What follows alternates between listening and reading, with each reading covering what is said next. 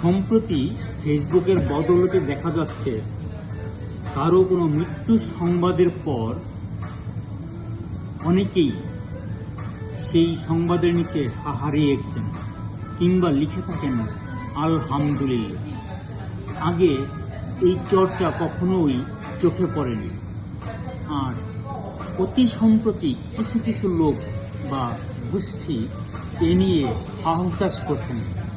তাদের আত্মীয় স্বজন কিংবা দলীয় সমর্থক কিংবা বন্ধু বান্ধবের মৃত্যু সংবাদে কেউ হাহারিয়ে দিলে কিংবা আলহামদুলিল্লাহ লিখলে তারা দুঃখ প্রকাশ করছেন কিংবা সতর্ক করছেন।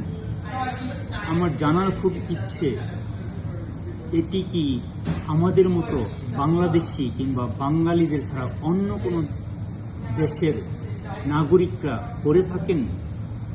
বিষয়টি আমার কাছে একেবারেই পছন্দ নয়।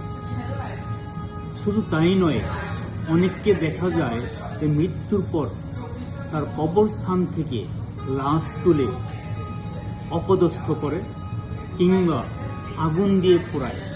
এমন জঘন্য কাজের জন্য সে যেই ধর্মের, যেই জাতির কিংবা যেই গোষ্ঠীরই হোক না কেন, অবশ্যই এটাকে ঘৃণা করার মতো বিষয়।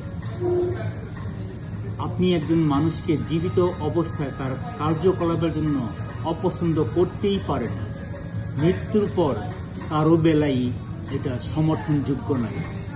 আশা করি বিষয়টি আপনারা বিবেচনায় আনবেন। সবাই ভালো থাকবেন, সুস্থ থাকবেন। Pierre Placide, Tokyo, Japan.